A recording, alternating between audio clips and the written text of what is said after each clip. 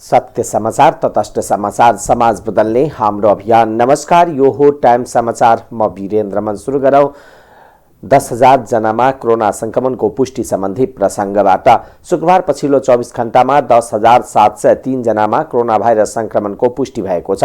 PCR र antigen गरी 23,092 जनाको नमुना परीक्षण गर्दा 10,703 जनामा कोरोना भाइरस संक्रमणको पुष्टि भएको स्वास्थ्य तथा जनसङ्ख्या मन्त्रालयले जनाएको छ। यो सहित नेपालमा कोरोना संक्रमण पुष्टि हुनेको संख्या 10 लाख नाघेको छ। अहिलेसम्म पीसीआर विधिबाट गरिएको परीक्षणमा 8,96,584 जना र एन्टिजेन विधिबाट गरिएको परीक्षणमा 1,10,007 जना गरी कुल 10,06,591 जनामा कोरोना भाइरस संक्रमणको पुष्टि भएको हो। त्यस्तै पछिल्लो 24 घण्टामा 766 जना निको भएका छन्। थप 3 जनाले कोरोना भाइरसका कारण ज्यान गुमाएको स्वास्थ्य तथा जनसङ्ख्या मन्त्रालयले जनाएको छ। अहिले नेपालमा 65,374 जना कोरोना भाइरसका सक्रिय संक्रमित रहेका छन्। यसैबीच पछिल्लो 24 घण्टामा 3,07,401 जनाले कोरोना विरुद्धको खोप लगाएका छन्। मध्य प्रदेशको बजारहरूमा अत्याधिक भीड देखिएको छ। प्रदेश नम्बर 2 को मध्य प्रदेशको विभिन्न जिल्लाहरूमा ओमिक्रोनको संक्रमित भेटिएपछि स्थानीय तहमा भने सतर्कताको अभाव देखिएको छ। बजारमा भिडभाड अत्याधिक देखिएको छ भने सर्वसाधारणहरू स्वास्थ्य सेवाको मापदण्ड अपनाउन छाडेका छन्। बिना मास्क बजारमा सर्वसाधारणहरू आवत जावत गर्ने गरेका छन् भने भिडभाड समेत देखिएको छ। कोरोनाको नयाँ भेरिएन्ट ओमिक्रोन मध्य प्रदेशमा देखिएको छ। मध्य प्रदेशमा 14 जनामा कोरोनाको नयाँ भेरिएन्ट ओमिक्रोन देखिएको स्वास्थ्य निर्देशनालय मध्य प्रदेशका निर्देशक विजय झाले जानकारी दिनुभयो। 527 जना परीक्षण गर्दा 14 जनामा ओमिक्रोन भेरिएन्ट देखिएको हो। पछिल्लो केही दिनदेखि मध्य प्रदेशमा कोरोना संक्रमणको दर बढेको छ। अहिले दिनहुँ सयौंको संख्यामा कोरोना संक्रमित थपिँदै गएका छन्। बिहिबार प्रदेशको विभिन्न प्रयोगशालामा गरिएको परीक्षणमा 207 जनामा कोरोना संक्रमण देखिएको र हाल यस प्रदेशमा 1,211 जना कोरोनाको सक्रिय संक्रमित रहेका छन्। संक्रमितहरूमध्ये आईसीयूमा 2 जना, एसडीयूमा 4 जना र बाँकी संक्रमित होम आइसोलेसनमा रहेको झाले जानकारी दिनुभयो। झाले खोप लगाउने संख्यामा समेत वृद्धि भएको बताउनुभयो। उहाँले करिब 50% खोप लगाइएको जानकारी दिनुभयो।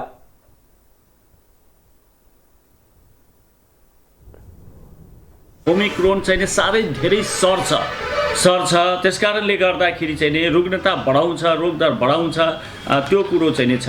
र अर्को चाहिँ यहाँको प्रश्न के छ भने चाहिँ कतिलाई हामीले खोप लगायौँ। अहिलेसम्म चाहिँ हाम्रो टार्गेट पपुलेसन 48,75,767 जनालाई चाहिँ खोप लगाउने हो, 12 वर्षभन्दा माथिको। त्यसमध्ये हामीले 50% चाहिँ खोप लगाइसकेको अवस्था छ।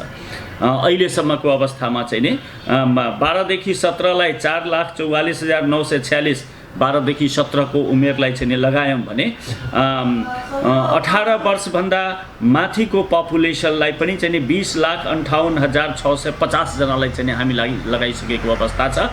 12 देखि 17 मा हामी चाहिँ तेस्रो पोजिसनमा छौँ। हाम्रो प्रदेश चाहिँ जो 63% चाहिँ 12 देखि 17 लाई लगाइसकेको छौँ भने चाहिँ 50% चाहिँ 18 वर्षभन्दा माथिकोलाई 50% लाई चाहिँ हामीले लगाइसकेको अवस्था छ। र यो 15-20 दिन भित्रमा चाहिँ हामी 29-30 बाट 50 मा पुगेका छौँ। धेरै फास्ट चाहिँ हाम्रो प्रगति भइरहेको छ। अर्को कुरा यो आइरहेछ, टेस्टको दायरा सङ्कुचित छ। वास्तवमा हामीले सङ्कुचन गरेको हौँ या त्यो नबढेर यसको धेरै छन्, कम देखाइरहेको छ संक्रमितहरूको अवस्था? एकदमै सही कुरा गर्नुभयो। जति मात्रामा टेस्ट चाहिँ हुनु पर्थ्यो, जस्तै अब त्यति चाहिँ नभइरहेको। जस्तै अब हिजो चाहिँ 361 वटा चाहिँ टेस्ट चाहिँ भएको थियो, जसमा 207 वटा चाहिँ पोजिटिभ आएको छ। त्यो भनेको चाहिँ 51%। 100 वटा जाँच गर्दाखेरि 50 वटा भन्दा बढी पोजिटिभ आउँछ। त्यो भनेको त चाहिँ यसले के देखाउँछ भने संक्रमित धेरै छन् संक्रमितको सम्पर्कमा रहेका जति व्यक्तिहरू छन् ती सबैको हामीले चाहिँ टेस्ट गर्न सकिरहेका छैनौँ। त्यसकारणले चाहिँ नि हामीले पालिका स्तरमा स्थानीय तहमा पनि स्वास्थ्य कर्मीहरूलाई पनि हामीले के रिक्वेस्ट गरेका छौँ भन्दाखेरि यो CICT गर्ने जो चाहिँ छ नि जिम्मेवारी त्यो स्थानीय सरकारलाई दिइएको अवस्था छ, स्थानीय तहमा दिइएको अवस्था छ। संक्रमितको सम्पर्कमा रहेको व्यक्तिहरूको खोजी नीति गरेर त्यसलाई छिटोभन्दा छिटो टेस्ट गराउने र त्यही अनुसार चाहिँ उपचार गराउने भन्ने कुरा चाहिँ नि स्थानीय तहमा चाहिँ रहेको कारणले गर्दाखेरि स्थानीय तहमा रहेका प्रयोगशाला कर्मीहरू स्वास्थ्य कर्मीलाई लगाएर ट्रेनिङ पनि दिइसकेको अवस्था छ। त्यसकारणले गर्दाखेरि चाहिँ नि संक्रमितको सम्पर्कमा रहेको व्यक्तिहरूको चाहिँ स्थानीय तहमा चाहिँ नि व्यापक रूपमा खोजी नीति हुनु जरुरी छ र स्थानीय तहमा खोप पनि चाहिँ नि धेरै बढाउनु पर्ने अवस्था भएको कारणले व्यापक चाहिँ नि प्रचार प्रसार गर्न चाहिँ नि जरुरी। मध्य प्रदेशमा हालसम्म 50%ले कोरोना विरुद्धको पूर्ण दोस्रो मात्रा खोप लगाएका छन्। पछिल्लो 2 साताको अवधिमा मात्र प्रदेशका जिल्लामा कोरोना विरुद्धको खोप लगाउने दर करिब 12%ले बढेको प्रदेश स्वास्थ्य निर्देशनालयले जनाएको छ।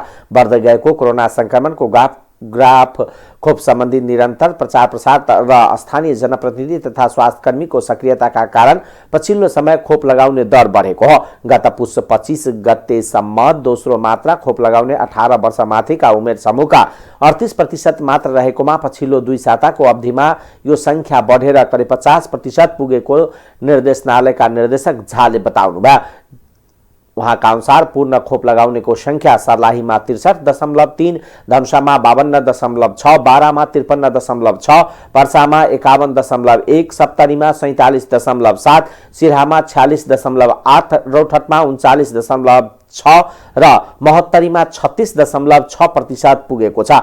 तर बजारमा सरकारी बजार र सरकारी कार्यालयहरूमा अहिले पनि सर्वसाधारणको भिड लाग्ने गरेको छ। बिना मास्क आउने गरेका छन्। धनुषा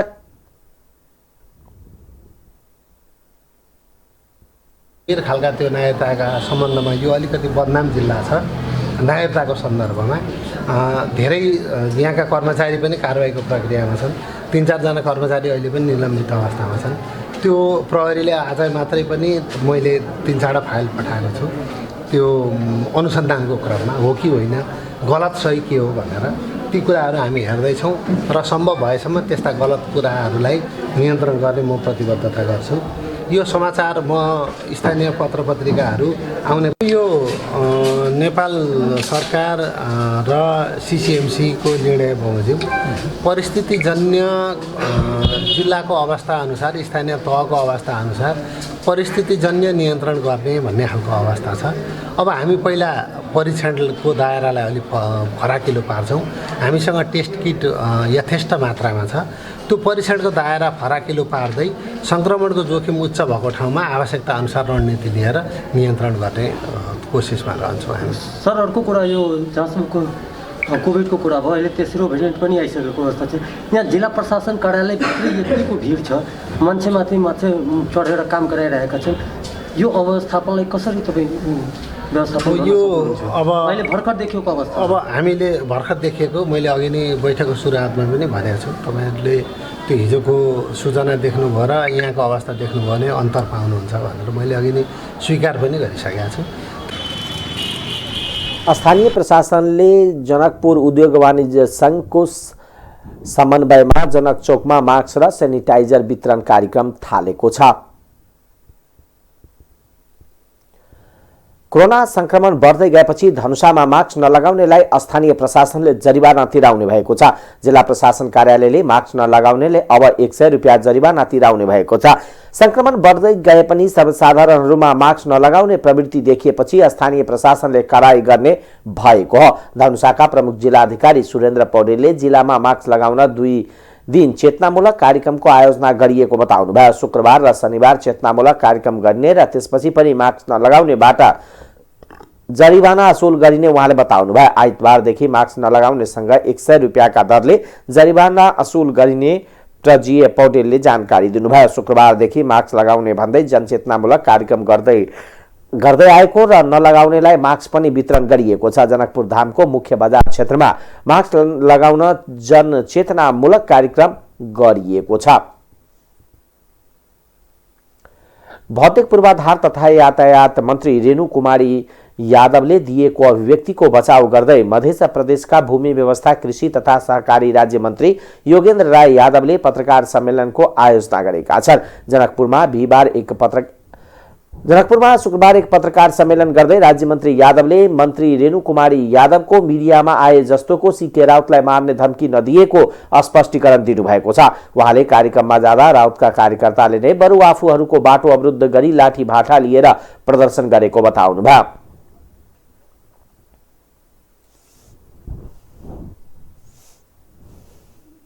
गरिएका बलिदानी दिवसको क्रममा जुन प्रकारका अलोकतान्त्रिक, असान्दर्भिक, गैर जिम्मेवारीपूर्ण कार्यक्रम सीके राउत समर्थकले गरे, यदि हामीले शान्तिपूर्ण हिसाबमा, जिम्मेवारीपूर्ण हिसाबमा आफ्नो दायित्व सही मायनेमा संयमित भएर हामीले पालन नगरेको भए सम्भवतः यहाँले मिडियामा आएको जस्तो विगतका धेरै कुराको दृश्य हेर्न सक्ने पनि स्थिति हुन्थ्यो। उहाँहरूको हरकतको कारणले गर्दा हामी एकदमै सभ्य भएर, जिम्मेवार भएर त्यहाँ प्रस्तुत गर्यौँ, आफ्नो कार्यक्रम सकायौँ।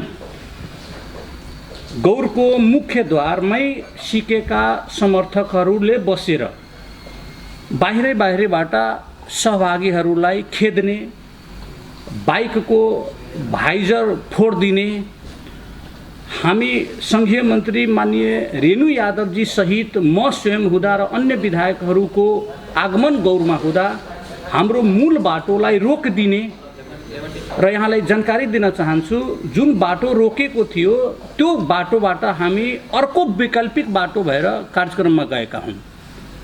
त्यो जबकि उहाँको 20-25 जनाको सङ्ख्यामा भएका युवालाई हाम्रो हजारौँ युवाको शक्तिले टकराव गर्न खोजेनौँ। हामी जिम्मेवार भएर प्रस्तुत गर्यौँ। हाम्रो साथीहरूले बाइकमा बाँधेको झन्डा र 4 पाङ्ग्रे गाडीमा झुन्ड्याएका झन्डालाई खोल अनि मात्र जाऊ, एकैचोटि भट्टा लिएर खेद दिने र हामीलाई मूल बाटो भएर जान नदिने स्थिति स्वयं गैर जिम्मेवारीपूर्ण हिसाबले सीके राउतका कार्यकर्ताले त्यहाँ प्रदर्शन गरे र यहाँलाई ज्ञात होला, तपाईँ कुनै पनि माध्यमबाट यो कुराको जानकारी लिनुहोस्। हामी मूल बाटो नगएर पुरेनवा दरबारको आँखा अस्पतालको वैकल्पिक बाटो भएर हामी कार्यक्रममा गएका हौँ। यसका बावजुद माननीय भौतिक मन्त्री जसपा नेत्री रेणु यादवजीको अभिव्यक्तिप्रतिका जुन प्रकारका अहिले सञ्चार माध्यममा आएको छ, मलाई के लाग्छ भने उहाँले बोलेको सवाल मञ्चबाट आफैमा एउटा त्यहाँको परिस्थिति बस बोलेको सवाल हो। त्यसक्रममा आफूहरूले प्रयोग गरेको गाडीमा तोडफोड समेत गरिएको उहाँले आक्रोश व्यक्त गर्नुभयो।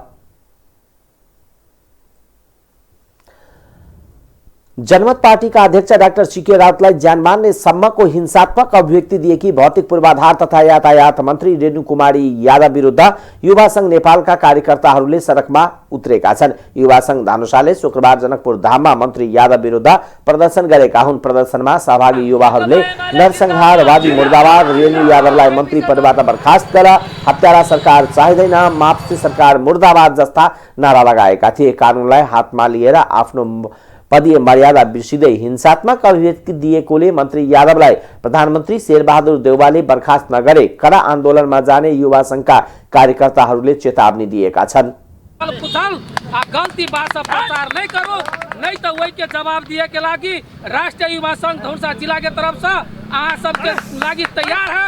तै द्वारे कोनो पार्टी के यहाँ हत्या, हिंसा, जान मारा वाला धमकी नहीं दिए के है। तै द्वारे हम सब आई के जे रेणु यादव जी के हमरा सबके युवा संघ के तरफ से मांग है, रेणु यादव लाई बर्खास्त कर। सबसे बड़का विडम्बना ये है कि अभी मंत्रिमंडल में भेल आदमी जे भौतिक पूर्वाधार तथा यातायात मंत्री रेणु यादव जी के जे गौर के कार्यक्रम में प्रशिक्षण जे वक्तव्य देने रहा है कि जे है गौर में अगर जो हमरा सबके सीके राउत के कोनो कार्यक्रम कार्यक्रम ओकर व्यक्तिगत होते, मगर अभी लोकतांत्रिक परिवेश के अनुसार सबके नैतिक अधिकार बने छे विरोध करे के, प्रदर्शन करे के, चाहे वो हमर सबके पार्टी हो या कोनो पार्टी के सरकार हो। यदि कोई विरोध करे है तो लोकतांत्रिक अधिकार पड़े छे, मगर वो लोकतांत्रिक अधिकार के प्रयोग करके किसान के लागि जे आंदोलन करी है कोनो पार्टी तो ओकरा कहै छै याद दिलाबै छै कि गौर के घटना जे कहिने रहियो विगत में फेर से दोहराबै ई एकदम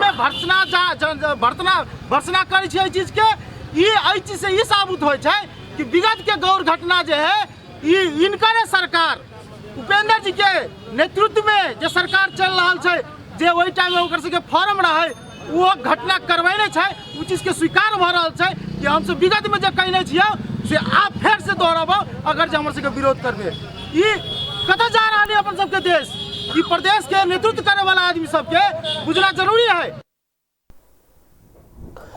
माघ 5 गते बलिदानी दिवसको दिन रौतहटको गौरमा आयोजित कार्यक्रमलाई सम्बोधन गर्दै मन्त्री यादवले हिंसात्मक अभिव्यक्ति दिएकी थिइन्। उनको सो अभिव्यक्तिको कारण अहिले सर्वत्र आलोचना भइरहेको छ।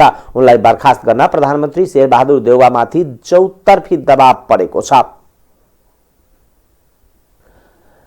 नागरिक समाजले व्यक्ति हत्याको धम्की दिने भौतिक पूर्वाधार तथा यातायात मन्त्री रेणु कुमारी यादवलाई पदमुक्त गर्न सरकारसँग माग गरेको छ। माघ 5 गते बुधबार मधेस बलिदानी दिवसका दिन रौतहटको गौरमा भएको कार्यक्रममा मन्त्री यादवले व्यक्ति हत्या र सामाजिक हिंसा फैलाउने अभिव्यक्ति दिएको प्रति नागरिक समाजले आपत्ति प्रकट गरेको छ। डाक्टर केदार नरसिंह केसी, चरण परसाई, गणेश कुमार मण्डल, सुशील प्याकुरेल, तारानाथ दाहाल, इन्द्र अर्याल, महेश महामुनीश्वर आचार्य, कनकमणि दीक्षितले निकालेको संयुक्त अपिलमा बहालवाला मन्त्रीले व्यक्ति हत्याको धम्की दिनु र विगतको हत्याकाण्डमा सामेल भएको विषयलाई गर्वका साथ स्वामित्व लिनु देशमा देखिएको दण्डहीनताको प्रतिफल भएको उल्लेख छ। विक्रम सम्वत 2063 साल चैत 3 गते भएको गौर हत्याकाण्डमा 28 जना माओवादी समर्थकको ज्यान गएको थियो। मन्त्री यादवले जनमत पार्टीका अध्यक्ष डाक्टर चन्द्रकान्त राउत सीके राउतको नाम लिएर गौर हत्याकाण्ड जसरी नै घेरा हाली डाक्टर राउतको ज्यान लिने धम्की दिएको सार्वजनिक भएको र यस्तो धम्की दिने व्यक्ति पदमा रहन योग्य नरहेको नागरिक अगुवाको भनाइ छ। उनीहरूले मन्त्री यादवलाई तत्काल पदमुक्त गरी कानुन कारबाहीको दायरामा ल्याउन प्रधानमन्त्री शेरबहादुर देउवासँग माग गरेका छन्। गौर नरसंहार दोहोर्याउने हिंसात्मक अभिव्यक्ति दिने जसपा नेत्री तथा भौतिक पूर्वाधार मन्त्री रेणु यादवको पद धरापमा परेको छ। गौर नरसंहार दोहोर्याउने र जनमत पार्टीका अध्यक्ष सीके राउतलाई हत्यासम्मको धम्की दिने हिंसात्मक अभिव्यक्ति दिएपछि मन्त्री यादवको पद धरापमा परेको हो। उनको पद धरापमा परेको हो। उनलाई मन्त्री पदबाट हटाउन जसपा अध्यक्ष उपेन्द्र यादवलाई दबाव बढेको छ। प्रधानमन्त्री शेरबहादुर देउवाले यादवको अभिव्यक्तिप्रति गम्भीरता देखाइसकेको विश्वस्त स्रोतले जनाएको छ। नेकपा माओवादी केन्द्रका अध्यक्ष पुष्पकमल दाहाल प्रचण्ड र नेकपा एकीकृत समाजवादी पार्टीका अध्यक्ष माधव कुमार नेपालले पनि चासो लिएको बुझिएको छ। जसपा वरिष्ठ नेता डाक्टर बाबुराम भट्टराईले यसबारे चासो लिएको कारण पनि उपेन्द्र यादवलाई मन्त्री यादवलाई हटाउनै पर्ने दबाव बढेको विश्वस्त स्रोतले जनाएको छ। सत्ता दल नेपाली कांग्रेसका नेताहरू नै यादवको राजीनामा मागेका छन्। प्रहरीले स्रोतमा खुलेको करिब 10 लाख रकम सहित सप्तरीबाट 2 जनालाई पक्राउ गरेका छन्। सप्तरीको डाकेश्वरी नगरपालिका वार्ड नम्बर 5 का 29 वर्षीय राजेश कुमार चौधरी र शम्भुनाथ नगरपालिका वार्ड नम्बर 12 का 24 वर्षीय दिलीप कुमार मण्डललाई 9,90,000 रुपियाँ सहित पक्राउ गरिएको जिल्ला प्रहरी कार्यालय सप्तरीका प्रहरी प्रवक्ता प्रहरी नायब उपरीक्षक माधव काफ्लेले जानकारी दिनुभयो। राजविराज 5 स्थित प्रदेश 201-003 प 3478 नम्बरको मोटरसाइकल जाँच गर्दा स्रोतमा खुलेको रकम सहित 2 जनालाई पक्राउ गरिएको जिल्ला प्रहरी कार्यालय सप्तरीले जनाएको छ। रकम र मोटरसाइकल सहित दुवैलाई आवश्यक कारबाहीका लागि राजस्व अनुसन्धान कार्यालय इटहरी सुनसरी पठाइएको छ।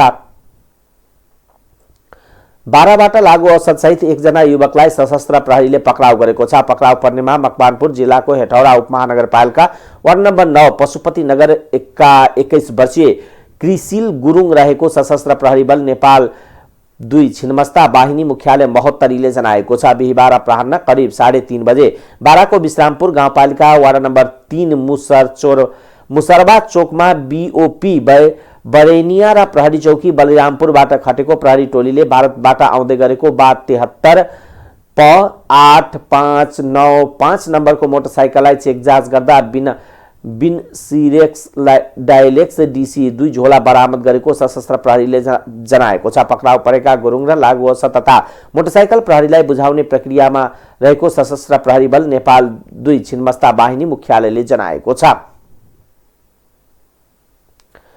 प्रधानमन्त्री शेरबहादुर देउवाले संवाद र सहमतिको माध्यमबाट संसद सञ्चालन गरिने बताउनु भएको छ। आफ्नो नेतृत्वमा 5 राजनीतिक दलको समर्थन र सहभागितामा गठन भएको सरकारले 6 महिना पूरा गरेको सन्दर्भमा शुक्रबार राष्ट्रको नाममा सम्बोधन गर्दै प्रधानमन्त्री देउवाले संसदमा रहेका सबै राजनीतिक दलहरूसँग संवाद र सहमतिको माध्यमबाट संसदको गतिरोध अन्त्य गरी विचाराधीन विषयलाई निष्कर्षमा पुर्याउने बताउनु भएको हो। संयुक्त सरकारको साझा न्यूनतम कार्यक्रमका आधारमा सरकारले कार्य सञ्चालन गरिरहेको बताउँदै उहाँले सरकारमाथि 1 वर्षभित्र 3 तहको निर्वाचन गर्नुपर्ने दायित्व रहेको उल्लेख गर्नुभयो। संविधानको कार्यान्वयन, कानुनी राज्य र सुशासनको प्रत्याभूति, शान्ति प्रक्रियालाई पूर्णता दिने विस्तृत शान्ति सम्झौताका बाँकी कार्यभार तथा विभिन्न पक्षसँग भएको सहमतिको कार्यान्वयन, राजनीतिक दलहरूको सहमति, नागरिकता समस्या समाधान, संघीयता कार्यान्वयन एवं प्रदेश र स्थानीय तहको सरकारलाई सबलीकरण गर्ने कार्यलाई सरकारले उच्च प्राथमिकतामा राखेको बताउनुभयो। उहाँले आफू सरकारको नेतृत्व गरेपछि आर्थिक सामाजिक रूपान्तरणको आधार निर्माणका लागि उच्च र समन्वयिक आर्थिक विकासमा जोड दिएको, उत्पादनमुखी अर्थतन्त्रको प्रवर्धन, स्वदेशी कच्चा पदार्थ र श्रम उपयोग हुने निकासी जन्य वस्तुको उत्पादन वृद्धि गरी निकासी बढाउने, आपूर्ति व्यवस्थामा सुधार गर्ने, महँगी नियन्त्रण गर्ने तथा भ्रष्टाचार जन्य कार्यहरूको छानबिन, अनुसन्धान र तहकिकातका लागि अग्रसरता दिएको जानकारी दिनुभयो। एवं प्रदेश र स्थानीय तहका सरकारलाई सबलीकरण गर्ने कार्यलाई सरकारले उच्च प्राथमिकतामा राखेको छ।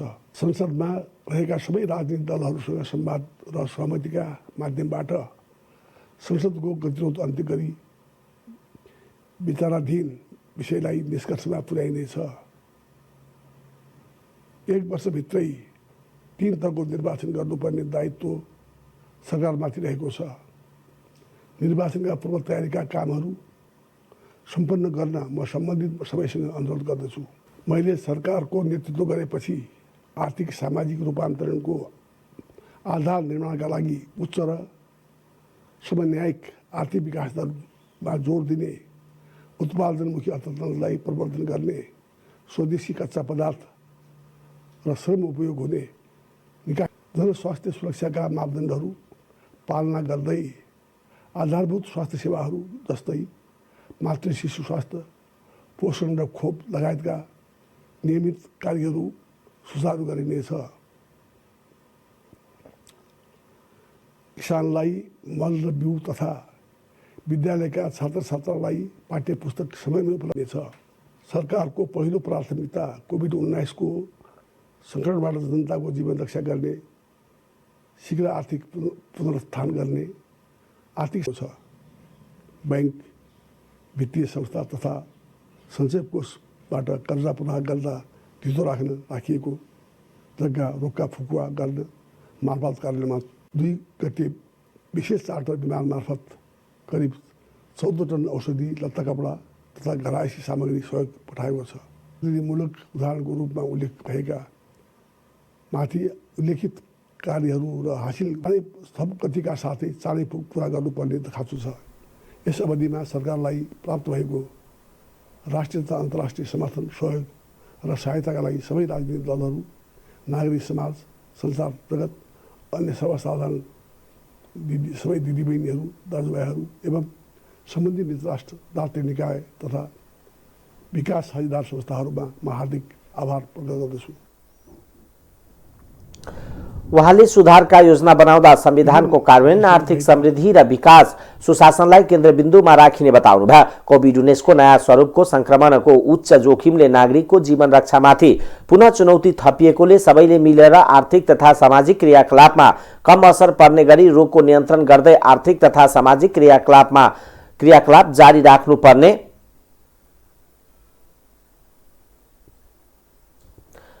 प्रधानमन्त्री देउवाले बताउनुभयो। नेपाली कांग्रेसको 16 जिल्लाको अधिवेशन पुनः स्थगन भएको छ।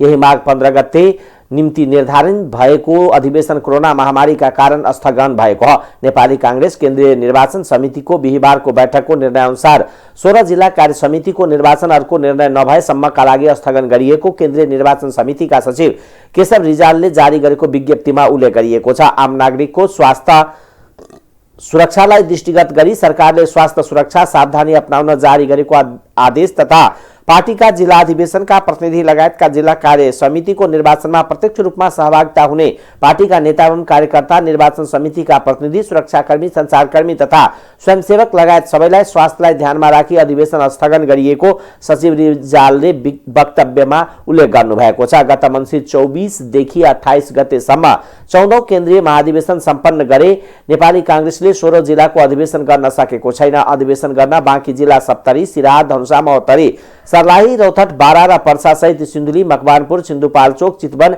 नवलपुर, बाँके र कैलाली हुन्।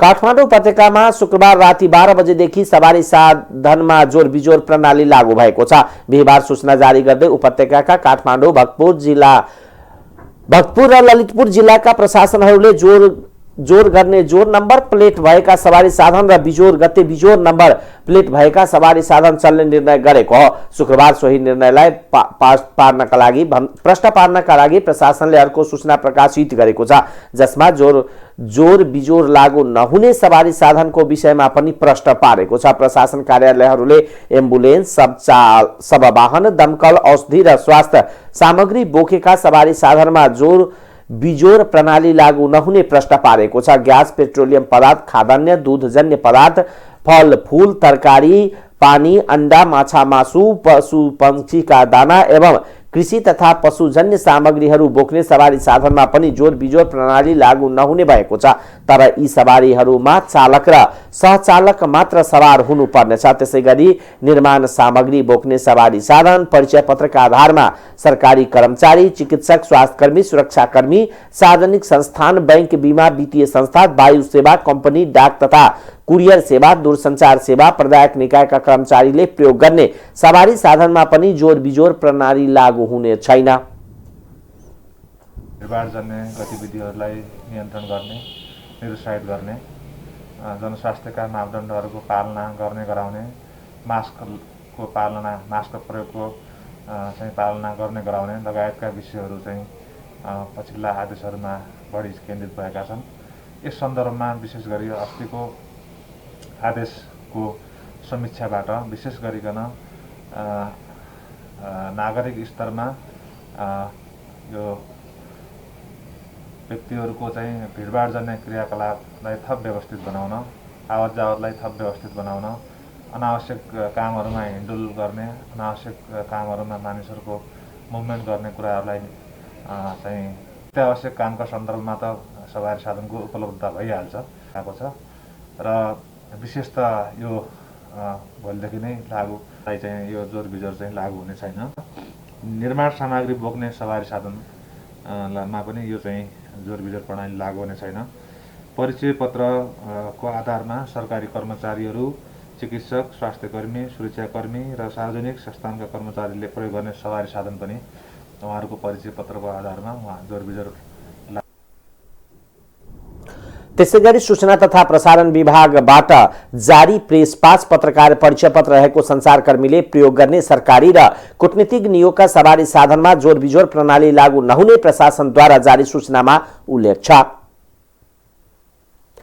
प्रहरीले अखाद्य वस्तु मिसावट गरिएको करिब 7000 किलो महसहित काठमाडौँबाट एकजना पक्राउ गरेको छ। महानगरीय अपराध महाशाखाबाट खटिएको प्रहरी टोलीले बिहिबार नयाँ बजार ज्याठाबाट स्पर्श हनी नामक ब्रान्डका सञ्चालक नरेश श्रेष्ठलाई पक्राउ गरेको हो। सो महमा अखाद्य वस्तु मिसावट गरेको सूचनापछि प्रहरी टोलीले छापा मारेको थियो। परीक्षण गर्ने क्रममा महमा अखाद्य वस्तु मिसाइएको पुष्टि भएको महाशाखाका एसएसपी कृष्ण पगेनीले जानकारी दिनुभयो। प्रहरीले उक्त सबै महसहित कच्चा पदार्थ लगायतका सामग्री बरामद गरेको छ। त्यसमा सोडा लगायतका वस्तु मिसाएको पाइएको प्रहरीले जनाएको छ।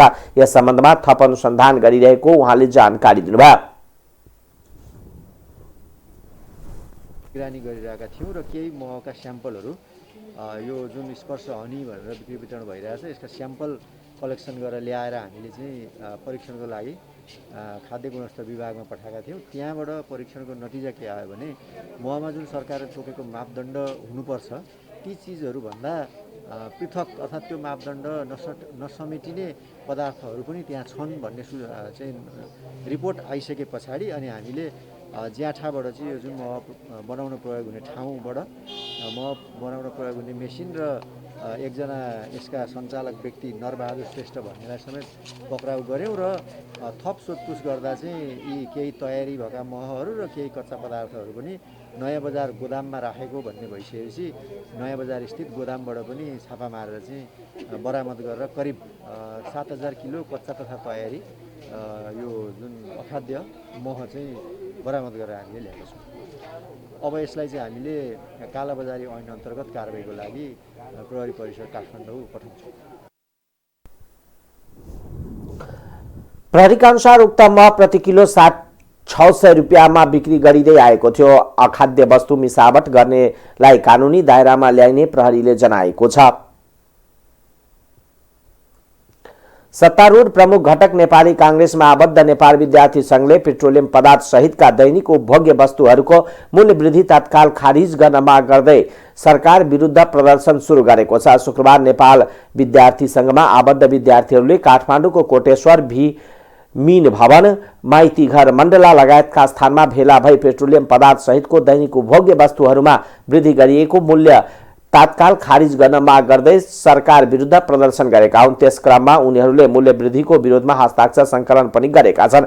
मूल्य वृद्धिको चर्को मारमा परेपछि त्यसको विरोधमा हस्ताक्षर अभियान समेत सञ्चालन गरिएको र त्यो छिट्टै सरकारलाई बुझाउने नेपाल विद्यार्थी संघ प्राविधिक विद्यार्थी परिषदका अध्यक्ष आदर्श मल्लले जानकारी दिनुभयो। उहाँले कोरोना संकटमा पनि सरकारले दैनिक उपभोग्य वस्तुहरूको चर्को मूल्य वृद्धि गरेकोले तत्काल विरोध गर्नु परेको प्रश्न पारेको छ। विरोध प्रदर्शनमा नेपाल विद्यार्थी संघ, अस्कल क्याम्पस इकाइ समिति, नेपाल कमर्स क्याम्पसका इकाइ समिति, कोटेश्वर बहुमुखी क्याम्पसका इकाइ समिति र प्राविधिक विद्यार्थी परिषदले नेतृत्व गरेका छन्। उनीहरूले मूल्य वृद्धि खारिज गर्न आफूहरूको अभियानमा साथ दिन आह्वान गर्दै मूल्य वृद्धि खारिज गर्न लेखिएको मार्क्स समेत सर्वसाधारणलाई वितरण गरेका थिए। नेपाल आयल निगमले गत बुधबार राति 12 बजेबाट लागू हुने गरी पेट्रोलियम पदार्थ प्रति लिटर 3 रुपैयाँ, डिजल तथा मट्टी तेलमा पनि 3 रुपैयाँ मूल्य बढाएको छ।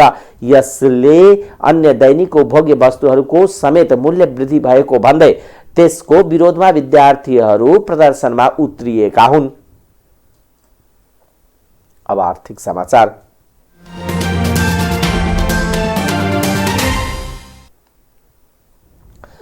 चालू आर्थिक वर्षको 6 महिना पूरा नहुँदासम्म बजेट कार्यान्वयन सन्तोषजनक नहुनु र कोभिड संक्रमण बढ्दै जाँदा आर्थिक सूचकाङ्कहरूमा संकुचन आउन थालेपछि अर्थतन्त्र फेरि अप्ठ्यारोमा पर्न थालेको छ। अर्थ मन्त्रालयका तथ्याङ्कमा बजेट कार्यान्वयनतर्फ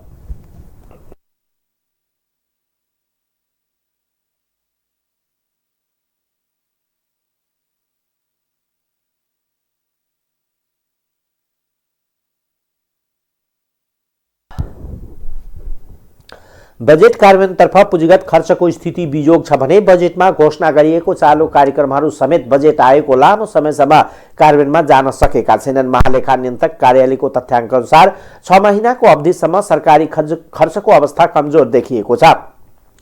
पुष मसानसम्म वार्षिक लक्ष्यको 31% बराबरको मात्र खर्च भएको महालेखा नियन्त्रक कार्यालयले जानकारी दिएको छ। सो खर्चको स्थिति संक्रमण दर कम हुनु अघिको हो। महामारीको स्थिति बढ्दै जाँदा सरकारलाई खर्च सहितको राजस्व सङ्कलनमा प्रभाव पर्ने र आगामी दिनमा लक्ष्य भेट्न थप चुनौती हुने देखिएको छ। नेपाल निर्माण व्यवसायी महासङ्घका अध्यक्ष रवि सिंहका अनुसार विकास खर्च नहुनुका कारण कोभिड संक्रमण दर मात्र होइन, सरकारको नीति, बैंकले ऋण दिन नसक्नु जस्ता अरू धेरै कारण पनि छन्। सिंहका अनुसार सरकारले अहिले निर्माण व्यवसायबाट बैंकमा राखेको धरौटी रकम मात्र फुकुवा गरे विकास निर्माणलाई तीव्रता दिन सकिने अवस्था छ। सरकारले रोक्का राखेको धरौटी रकम 30 अर्ब छ। त्यस्तै मोबिलाइजेसन रकम दिने व्यवस्थालाई 20% मै कायम गरे अर्थतन्त्रको चक्र राम्रो हुने र निर्माणको कामले तीव्रता पाउने उहाँको बुझाइ छ। बैंकले निर्माण व्यवसायलाई ऋण नदिएका कारण निर्माणका काम अघि बढाउन नसकिएको उहाँको जिकिर छ। सिंहका अनुसार कोभिड संक्रमण बढ्दै गएपछि विकास आयोजनाको काम प्रभावित भएको छ। 2 वर्षदेखि कोभिडबाट प्रभावित योजनालाई पछिल्लो ओमिक्रोनले थप समस्यामा पार्नेछ। ओमिक्रोनबाट मुलुकभरका 2772 वटा विकास योजना प्रभावित हुनेछ। त्यस्तै सरकारले चालु बजेटमा घोषणा गरेका कार्यक्रमहरू कार्यान्वयनमा समेत पटक्कै ध्यान दिएको छैनन्। त्यसमध्ये एउटा कार्यक्रम हो सरकारले कोभिडबाट प्रभावित गरिब घर परिवारलाई 10,000 का दरले राहत दिने कार्यक्रम कार्यान्वयनमा नजानु। दशैंमा राहत बाँड्ने घोषणा गरेको सरकारले यस्तो परिवारलाई अहिलेसम्म राहत बाँड्न नसक्नुले राहतको सट्टा जनतालाई आघात पुगेको छ। यसले अर्थतन्त्र मात्र नभई सरकारमाथिको जनविश्वास समेत गुम्न पुगेको छ। यस्तै बजेटमा बारम्बार आएको तर लागू हुन नसकेको अर्को कार्यक्रम हो स्टार्ट अप बिजनेस गर्नेलाई सहुलियतपूर्ण कर्जा दिने। यो कार्यक्रम विगत 10 वर्षदेखि बजेटमा आए पनि सरकारले लागू गर्न सकेको छैन। अर्थ मन्त्रालय राष्ट्रिय योजना आयोगले कार्यक्रम कार्यान्वयनका लागि कार्यविधि बनाइरहेको भन्दै आए पनि यो कार्यक्रम अहिलेसम्म लागू हुन सकेको छैन। सरकारले प्रधानमन्त्री रोजगार कार्यक्रम चालू वर्षको बजेटमा दायरा विस्तार गरेर सञ्चालन गर्दै आए पनि यो कार्यक्रमको अवस्था बिजोग छ। श्रम रोजगार तथा सामाजिक सुरक्षा मन्त्रालयका अनुसार 7 लाखको निवेदन दिएकोमा अहिलेसम्म 6,000ले रोजगारी पाउनुले सरकार बजेट कार्यान्वयनमा गम्भीर नभएको प्रश्न पारेको छ। सरकारी नीति तथा कार्यक्रम र बजेट मार्फत महत्कांक्षी योजना घोषणा गर्ने तर लक्ष्य हात पार्न गृह कार्य समेत नगर्ने प्रवृत्तिले समग्र सूचकहरू नकारात्मक बजेटमा जाने थालेको जनताको बुझाइ छ। अब अन्तर्राष्ट्रिय समाचार।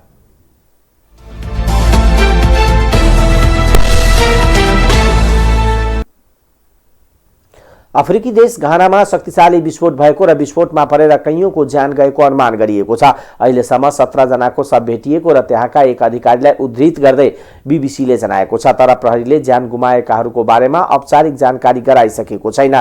घानाको एपीएटमा भएको शक्तिशाली विस्फोटमा परेर 59 जना घाइते भएका छन्। प्रहरीका अनुसार सुनखानीको रूपमा चिनिने शहरमा विस्फोट भएको हो।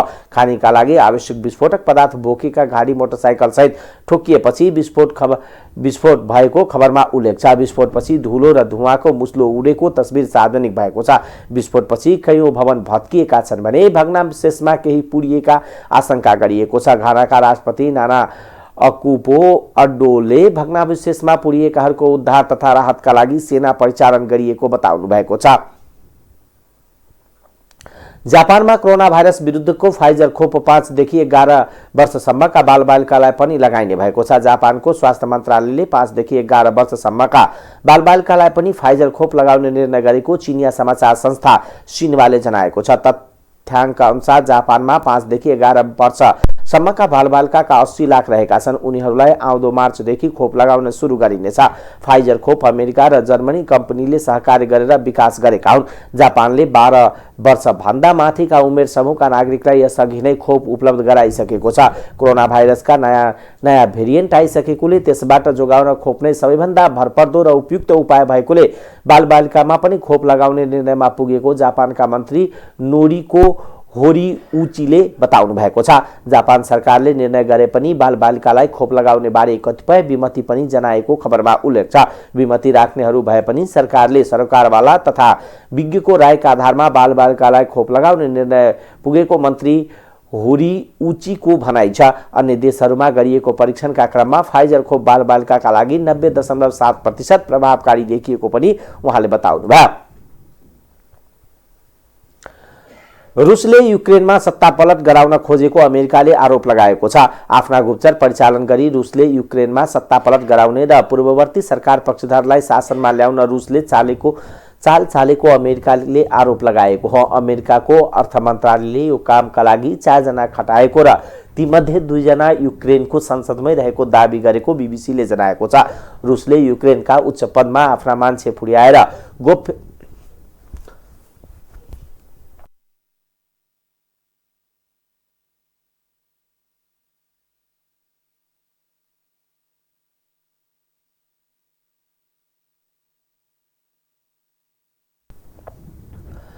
गोप्य सूचनाहरू लिइरहेको दाबी पनि अमेरिकाको छ। तर रुसले भने यी आरोपको खण्डन गर्दै आएको छ। अब खेलकुद समाचार।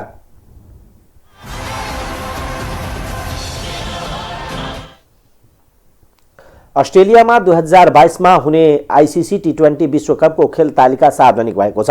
खेल तालिकाका अनुसार उद्घाटन खेल नाम्बिया र श्रीलङ्का बीच हुने भएको छ। 16 अक्टोबरदेखि सुरु हुने विश्वकप 13 नोभेम्बरसम्म आयोजना हुने खेलको तालिका शुक्रबार सार्वजनिक भएको हो। पहिलो दिन श्रीलङ्का र नाम्बिया र भिड्दा सोही दिन क्वालिफायर 2 र क्वालिफायर 3 बीचको प्रतिस्पर्धा हुनेछ। 22 अक्टोबरका दिन साबिक विजेता अस्ट्रेलियाले पहिलो खेलमा साबिक उपविजेता न्युजिल्यान्डको सामना गर्नेछ। भारत र पाकिस्तान बीचको खेल भने 23 अक्टोबरमा हुने तालिका रहेको छ।